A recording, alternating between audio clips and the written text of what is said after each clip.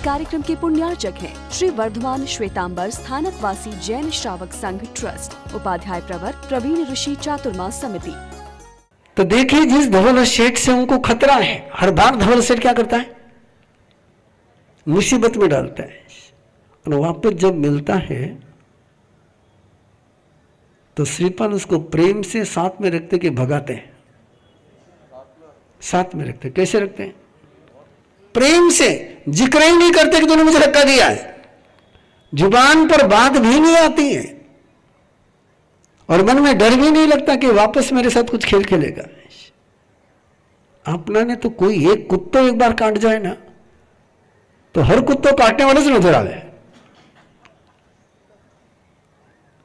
और वही कुत्ता कोई सामने आ गया तो फिर तो सवाल ही नहीं। लेकिन देखो श्रीपाल की प्रज्ञा क्या है, धवल सेठ को प्रेम से साथ में रखते हैं, और एक्सट्रीम लेवल पर पहुंची आप जिस दिन धवल सेठ श्रीपाल को मारने के लिए जाता है कटार लेकर के, और स्वयं ही मर जाता है। उस समय भी श्रीपाल कहता है मेरे धर्म पिता है। ये प्रज्ञा, इसको कहते हैं भूई पन्ने, ये भूई पन्ने। कि धवल सेठ ने मुझे जहाज में जगह न दी होती तो मैं इस शिखर पर नहीं पहुंचता। एक ग्रेटिट्यूड, एक कृतज्ञता की भावना, और एक कृतज्ञता की भावना जब मन में होती है तब प्रज्ञाशील की, करुणा की प्रज्ञा बनती, समृद्धि की, सुरक्षा की बनती है। और जब ये प्रज्ञा नहीं होती है तो तानाशाह का जन्म होता है। उसको हर व्यक्ति से खतरा लगता है, हर व्यक्ति से खतरा लगता है। उसको लगता है अरे ये मेरे लिए डेंजर है, ये मेरे लिए डेंजर है, ये मेरे लिए डेंजर है। और श्रीपाल की तरफ देखो कि जिसने उनके साथ खतरनाक खेल खेले उनसे भी उनको खतरा महसूस है। आप क्या कहोगे, श्रीपाल को बुद्धू कहोगे कि बुद्धिमान कहोगे? मैं था नहीं पूछ रही, मैं कहीं क्यों, तो मुझे मालूम है थे कहीं क्या बोला उन्हें, हाँ एक नंबर का बुद्धू क्या बोला थे, हाँ थे, उन्हें बुद्धिमान कह ही नहीं सको। कि जो को आदमी बार बार तकलीफ देवे उन्हें वापस साथ में रखने वाला ने थाका में से एक जना री हिम्मत को नहीं बुद्धिमान के उनकी कई कहना थे उन्हें, हाँ इसलिए मैं था नहीं पूछूं। लेकिन उसका जो ज्ञान था, उसका जो शील था, वो भगवान महावीर के साथ जुड़ा हुआ था। और यही ज्ञान, यही शील के लिए जो सुधर्मा स्वामी जो दो उपमाएं दे रहे हैं, रुखे सुनाए जह सामलीवा, जंसी व्रति वेदयति सुवर्ण। रुखे सुनाए जह सामलीवा, ज्ञान के लिए वृक्ष की उपमा। साहित्य में जितना खोजना खोज लो आप, ज्ञान के लिए सूरज की उपमा मिल जाएगी आपको, ज्ञान के लिए सागर की उपमा मिल जाएगी आपको, ज्ञान के लिए प्रकाश की उपमा मिल जाएगी आपको। लेकिन ज्ञान के लिए वृक्ष की उपमा, और ऐसे पेड़ की उपमा जिसको फूल नहीं लगता न फल नहीं लगता है।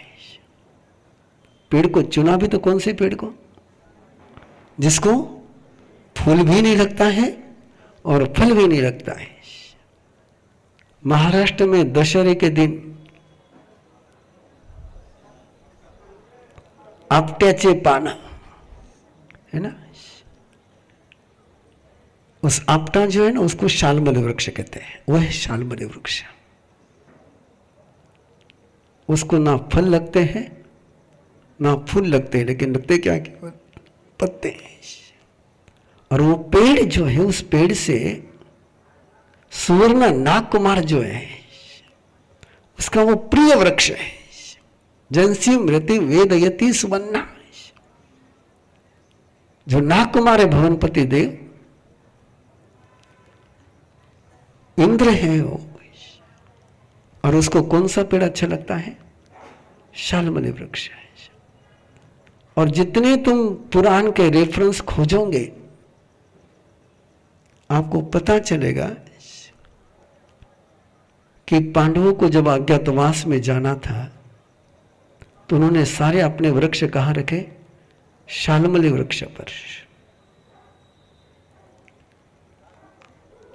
कालकाचार्य की कहानी अपने पर्युषण पर्व में सुनी।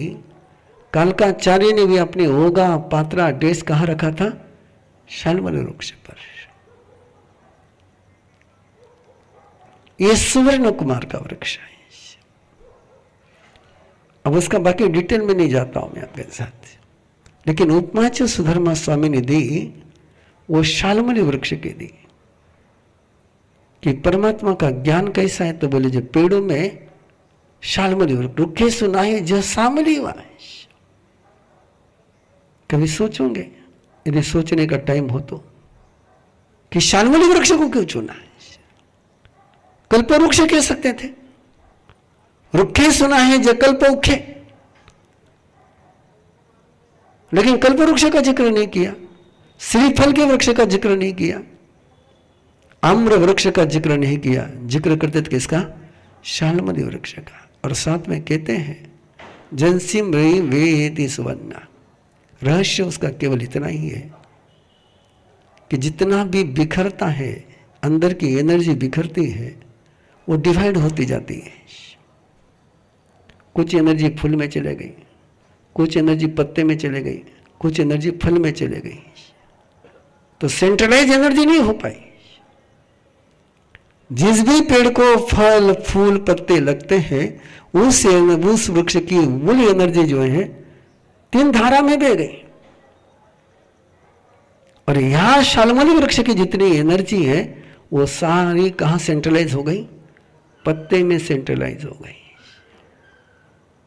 जिसको ना झरने वाले फूल लगते हैं, ना सड़ने वाले फल लगते हैं। ज्ञान कैसा है?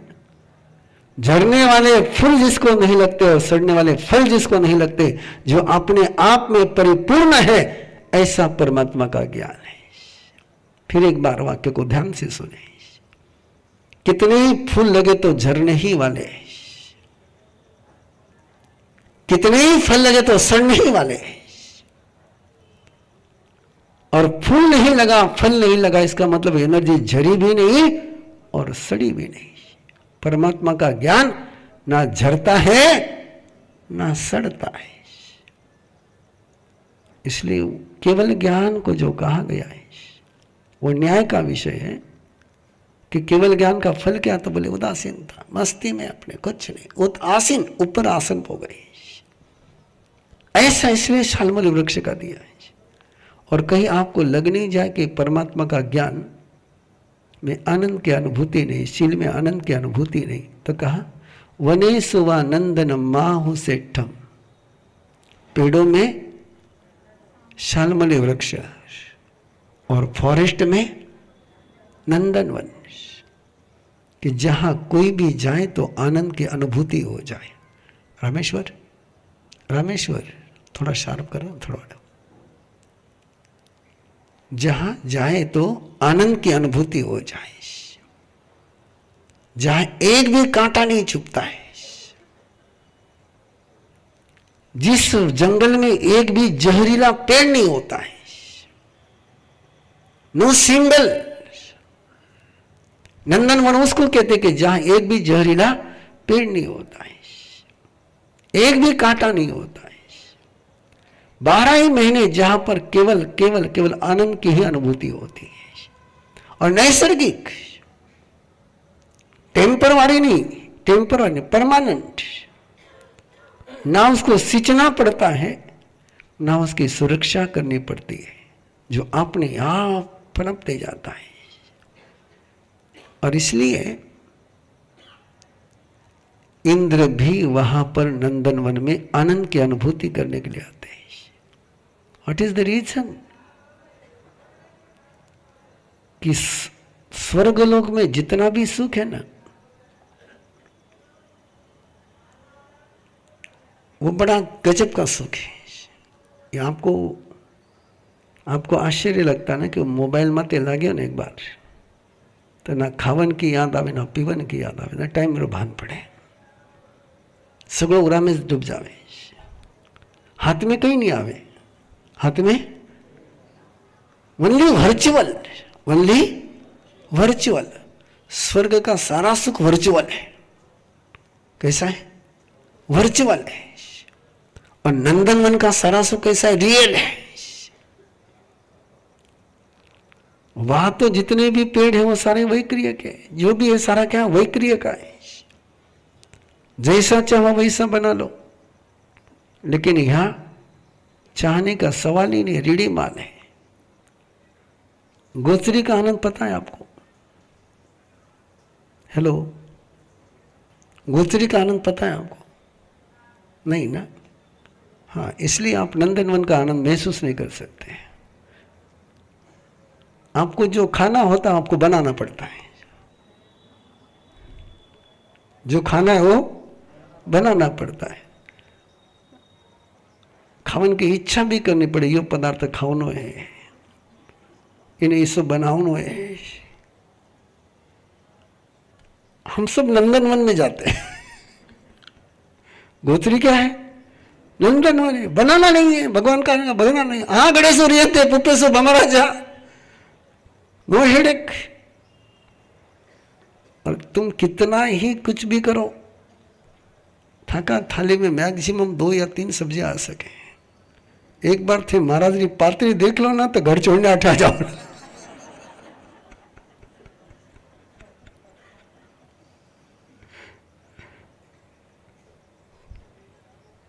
और कुछ सीक्रेट भी है, बड़े सीक्रेट है। थाका थाली में फल को जो को हाथ में आईला वो थाका थाली में आईला। महाका पात्र में फल को आवता नहीं, देखे कौन सो नरम है।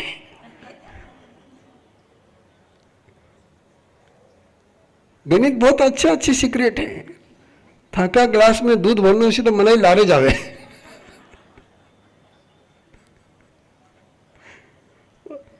और महाराज ना पात्र में दूध दे रहा हूं, तो देख लो थे किरो नंदन वाले, है ना? तो गोचरी है, नंदनवन है।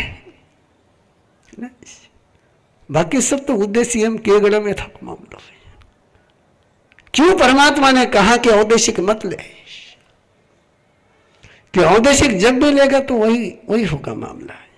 और ये क्या है? नंदनवन है। वने सवा नंदन माहु सेटम, जैसे नंदनवन है। परमात्मा का ज्ञान कैसा है? अपना ज्ञान कैसा है? हेलो, बबुल बने, कैसा बने? अपने ज्ञान में कांटे के अलावा कुछ चुभता ही नहीं है। ज्ञान हुआ और कांटा नहीं चुभा। एक आधा अनुभव आपका, ज्ञान हुआ और कांटो नहीं चुभ्यो। कहीं मालूम पड़ जाए, मैं एग्जांपल रिपीटेडली देता हूं कुछ, कि बड़े वो सेल लगा था ना, सेल में परचेस कर करके घर पर गए, और परचेस करने के बाद सहेली के साथ शेयर नहीं करे तो हजम नहीं होता। तो जो साड़ी परचेस करके लाई थी वो सहेली के साथ शेयर करी। अब इसको लगा बहुत सस्ते में मिली, बड़ी खुश थी, और सहेली को बताया तो सहेली ने अंदर जाकर के साड़ी लेकर के आई। बोले तूने 1000 में लाई, यही साड़ी में कल 500 में लाई। अब बताओ, ज्ञान होने के बाद सुख हुआ कि दुख हुआ? क्या हुआ? ज्ञान से सुख के दुख। तो अपना ज्ञान कैसा है? बबूल का जंगल है। इसलिए कई बार थे बोलो ना, नहीं जाना वो तो सुख है। और मस्त वाक्य बोलते आप लोग, अज्ञान में सुख है। बोलो ना कई बार, अज्ञान में सुख है। नहीं, ज्ञान में सुख हो जाएगा यदि तुम्हारी प्रज्ञा भूति प्रज्ञा हो जाए तो। समृद्धि, कल्याण और सुरक्षा की प्रज्ञा हो जाए तो ज्ञान में नंदनवन की अनुभूति होती है। और समृद्धि की प्रज्ञा नहीं हो तो ज्ञान में परेशानी परेशानी। मंथरा ने कैकेयी को ज्ञान दिया। किसको ज्ञान दिया? कैकेयी को ज्ञान दिया। अगला खेल आपको पता है, और वो ज्ञान उसने दशरथ को दिया। तो दशरथ की क्या हालत हुई वो भी आपको पता है। और वही ज्ञान उसने राम को दिया कैकेयी ने। राम समृद्ध हुए कि नहीं हुए? ज्ञान इक्वल है, ज्ञान इक्वल है, जानकारी इक्वल है। जो कैकेयी ने, मंथरा ने जो कैकेयी को जानकारी दी, कैकेयी ने वही जानकारी दशरथ को दी, और कैकेयी ने वही जानकारी राम को दी। जानकारी में कोई अंतर है क्या?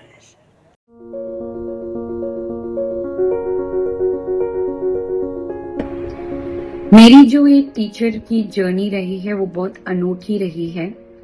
सबसे पहले मैं टीचर बनी, फिर मैं मदर बनी। जहाँ पे डॉक्टर्स ने मुझे बता दिया था कि आईवीएफ ट्रीटमेंट करना पड़ेगा, वहां पर मेरा नेचुरल कंसेप्शन हुआ है देवगुरु कृपा से।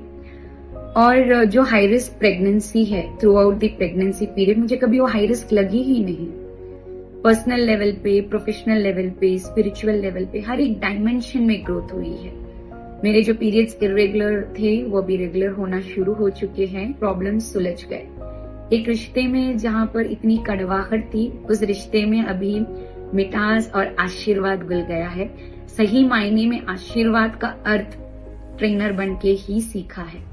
अधिक जानकारी के लिए 7038352200 या 8698108502 पर कॉल करें और अपने जीवन को एक नई दिशा, एक नई ऊर्जा प्रदान करें। इस कार्यक्रम के पुण्यार्चक हैं श्री वर्धमान श्वेतांबर स्थानकवासी जैन श्रावक संघ ट्रस्ट, उपाध्याय प्रवर प्रवीण ऋषि चातुर्मास समिति, महावीर भवन, इंदौर।